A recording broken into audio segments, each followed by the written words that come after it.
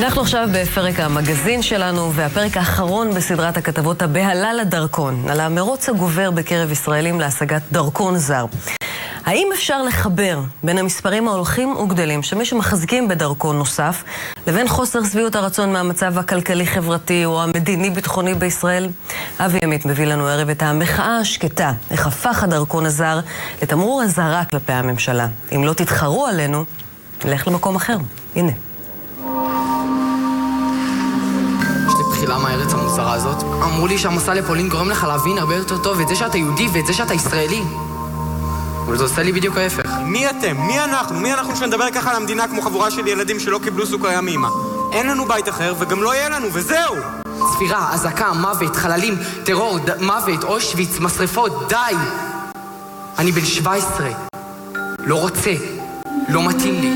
התגדל והתקדש שמי רבה, בעלמד יברק אהובתה. רגע אחרי שהצפירה נגמרת, כשמדינת ישראל כולה מתייחדת כאילו הייתה מקשה אחת, דווקא בעיתוי הזה, תלמידי בית הספר אנקורי, חיילי המחר, בוחרים לשאול את השאלות הקשות. ישראל זה רק 3.5 שעות טיסה מכאן. ומצד אחד, לא רוצה לחזור יותר לשם לעולם. מה הדמות שאתה משחק איתה? אני משחק נער בן 17, בן 18, שנורא לא אוהב את ארץ ישראל, שמאוד רוצה לרדת מארץ, ולא רוצה להמשיך לחיות פה. כאילו, יש שם גם דעות שלי. מתוך הדמות שאתה משחק? כן. זה דעות כמעט זהות עם שלי. אני חושב שהמקום של יהודים זה המקום שלנו כאן. אין לנו מקום אחר. הם מאוד מתקשים לענות על השאלה מה זה להיות ישראלי מבחינתם, ומה זו מדינת ישראל מבחינתם. ופה אני בעצם מגיע למילה, למושג שעליו ההצגה הזאת. זה משבר הזהות. אנחנו רק נעשה את הכניסה הזאת עכשיו כדי ב-60 דקות של ההצגה מערבב צביקי הבמאי את כל האתוסים הגדולים של הישראליות לסלט קצוץ דק. הם רואים את עצמם כאזרחי העולם, בעוד שדור המנהיגים פה הנוכחי מנסה למשוך את הציבוריות הישראלית למקום עוד יותר לאומני, הייתי אומר, ממה שהיה לפני 10 או 15 שנה. אז יש כאן בעצם איזה היפרדות מהאתוס שעליו כביכול המדינה שלנו אמורה להתבסס. בארץ ישראל קם העם היהודי לאחר שהוגלה ממנה בכוח הזרוע. את השורות ההיסטוריות האלה בהכרזת העצמאות הגיע הזמן אולי לנסח מחדש. מתוך קשר היסטורי ומסורתי חתרו היהודים בכל דור לשוב ולאחז במולדתם העתיקה, כלומר בספרד, צרפת, בולגריה וגרמניה. כנס. אני לא רוצה לבד. היי, חכי, את לא יוצאת בלעדיי. שבי, 1, 2 ושם. שבי. באיזה שלב אתם? באיזה שלב של יד? הוצאת הדרכון? אנחנו כבר אחרי. לכולנו יש. יש דרכונים לכולם. של מי? לי יש גרמני, ולבעלי ולילדים צרפתי. מה זה אומר? ששנה הבאה היא כבר לא תהיה פה בגן? מחכים להזדמנות הנכונה, לראות שבאמת זה משהו שנכון לנו לעשות. לא מרוצים. בעלי עולה חדש, הוא לא... לא מרוצים מישראל? מההזדמנויות שישראל נותנת. הוא יעשה בצרפת בלי הפטיש של מדינת ישראל. נחזור לפה במיוחד ליום העצמאות. זה של הבן שלי, אתה רואה באיזה גיל הוצאנו לו, הוא היה בייבי לגמרי. זה שווה זהב היום, אנשים נלחמים בשביל זה ומשלמים הרבה מאוד כסף כדי להוציא כאלה היום. ומה זה עבורך? אופציה לעתיד אחר. אני אשאל אותך שאלה כזאת. כן. אתה תחיה במקום שרע לך בו, שאתה לא גומר פה את החודש, שהחינוך בו על הפנים, שכולם עצבנים, כולם ממהרים, כולם אין סבלנות אחד לשני, רק כי זה מדינה שנושאת את השם ישראל? או שאתה תחיה במקום שיהיה בו רגוע, שהילדים שלך ילכו למקום שאתה בטוח שאף אחד שם לא יוציא סכין ואחרים יצלמו ויעמדו בצד ויצלמו איזה יופי הוא מדמם. מה תעדיף? איפה תעדיף לחיות? כופה. אתה רוצה לחיות בכיף, אתה רוצה לחיות בשלווה, ותמיד אתה מוצא את עצמך שמערמים עליך קשיים. לא מעדיפה את הקשיים של פה על פני זה ש40% מהתקריות האנטישמיות בצרפת הם כלפי יהודים, ושהילד שלך ילך שם לבית ספר ויגידו לו יהודי מסריח? אני לא בטוחה שזה מה שיקרה. אז יש דרכון ישראלי ויש דרכון גרמני. מה יותר מגדיר אותך היום? אני כזאת ואני תמיד אהיה כזאת. אתה רואה, שבוע לפני יום העצמאות הילדים שלי מסתובבים עם דגלים.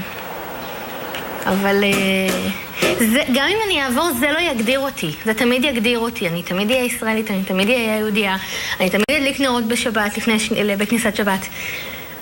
אבל אני גם תמיד אחשוב מה יהיה יותר טוב לילדים שלי, איפה יהיה להם יותר טוב לגדול, או החינוך, או כל דבר. אני תמיד אומר על עצמי שאני דור שלישי להחלטות שגויות פטאלית. סבא שלי כבר עשה שגיאה לפני השואה שהוא לא ברח מזרחה. אבא שלי עשה שגיאה שהוא החליט שישראל היא המקום שלו.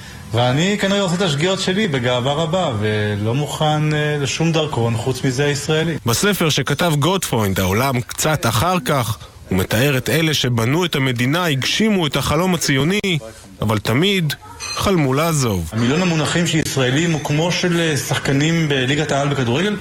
כאילו הם כרגע כאן, כי הם מרגישים כאן נוח, הם רוצים למצוא את עצמם, אבל אם זה לא יתאים להם, הם יעזבו כאן. אתה שומע אותם מדברים כמו יש לי הצעות מפתות במועדונים אחרים. ככה אנשים פה מתנהגים, כאילו מחכים להם במקום אחר. זה מצחיק, אבל זה אמיתי. אהלן, מה שלומך? בסדר, הבאתי את המסמכים שביקשת, חלק מהם. תרכים. כן, בדרך לפולין.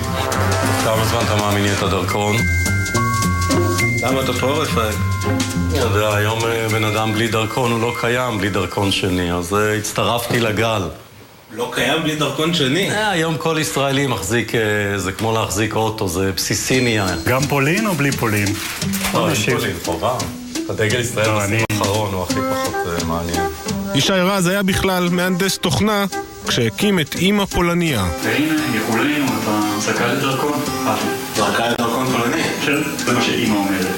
אז יש לך אזרחות פולנית, גם כן כבוד גדול. אם רק היה עושה ממך בן אדם. בשנים האחרונות הוא סייע ל500 ישראלים להוציא דרכון פולני, ומבחינתו מדובר לא רק בפרנסה. כל מדינות ההגירה בעולם הן טובות לאזרחיהם. אנשים רוצים להגיע לפה, וישראל לא מספיק טובה לאזרחיה. לא, זה הישראלי, שאתם מכירים כבר, אבל זה הפולני. זה האיום? אם לא תהיו טובים אלינו אז אנחנו נלך מפה? זה, כן, שיראו בממשלה שעוד 2 מיליון ספרדים מוצאים דרכון ספרדי, הם ידעו שאנחנו לא בכיס שלהם. לדעתי תחרות זה דבר מצוין, גם תחרות באזרחות זה דבר מצוין. יסתכלו לך אנשים, יגידו... הורס את המדינה, עוכר ישראל.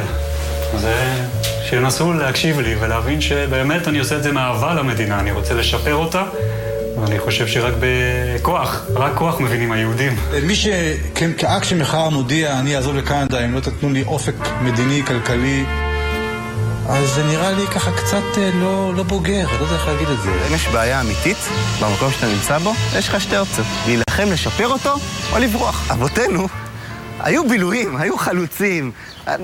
בפתח תקווה מתו ובחדרה מתו ממלאריה. אנחנו לא רוצים להיות חלוצים ובילויים, אנחנו רוצים לחיות חיים נורמליים כמו כל אזרחי העולם. אנחנו, בוא נגיד, מה30 מדינות הטובות בעולם, בסדר? בוא נשים את זה פרופורציה. אני מדבר לא מעט עם אנשים, הרי אני סופר, לא איש רוח, עם אנשים שמאמינים באמת ובתמים שהם אזרחי העולם, והם חיים על הקו של בין ניו יורק לברלין מבחינה רוחנית, רק המר גורלם והם נולדו בפתח תקווה.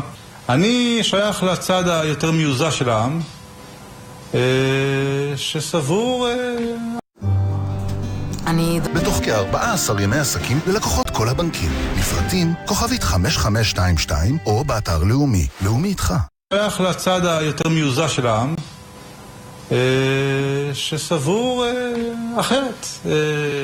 זו המדינה, זו הדמוקרטיה, היא ממש מעצבנת הדמוקרטיה.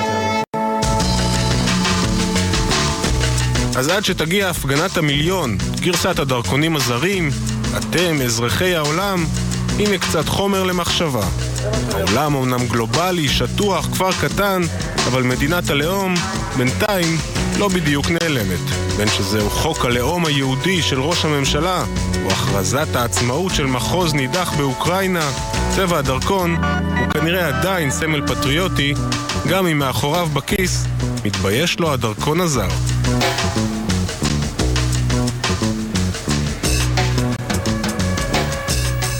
תשמע, זה ממש מדאיג. מתי הפסקנו להיות פטריוטים? מה קרה לנו? טוב, זה אבל אולי סדרה בפני עצמה. אתה יודע, אם לשים את האצבע על נקודת המפנה. אבי עמית, ערב טוב. ערב טוב. אז לסיכום הסדרה הזו, זה היה הפרק האחרון. הראת לנו השבוע שהבעלה הזו לדרכון הזר נובעת באמת מחרדה קיומית לעתידה של ישראל. אז לאן פנינו מועדות? כן, יש הרבה סיבות לתהליך הזה שאותו הראינו כאן השבוע, אבל הוא כמעט ולא נבדק בצורה רצינית. מחקר אחד שכן נעשה על ידי דוקטור יוסי הרפז, ראה שדווקא הדור השני לשואה התבייש מאוד להוציא דרכון זר. הוא נרתע מהמהלך הזה. בניגוד לדור השלישי, זה שבא בעקבותיו, הפוך לגמרי, אנחנו כבר גאים להחזיק בדרכון הזר, והוא מסביר את זה בהסבר מאוד מאוד מעניין. הוא אומר שלמעשה מדובר באחד מסמלי הסטטוס האחרונים שנשארו לאשכנזים, לאליטה האשכנזית. הנה אנחנו אירופים, קוסמופוליטים, אנחנו שייכים לעולם הגדול, אזרחי העולם הגדול, אולי כל זה קצת ישתנה בקרוב, כשממשלת ספרד תאשרר את החוק, ואוכלוסיות נוספות יוכלו להיכנס ולקבל דרכון אירופי. אין שום מקום שבו תרגיש בבית, אתה יודע, בסופו של דבר, בכל מקום אתה זר. אולי ילדים, זה משהו אחר. טוב, לא נתפלסף בשלב הזה, אבי. תודה רבה על הסדרה המאוד מעניינת הזאת.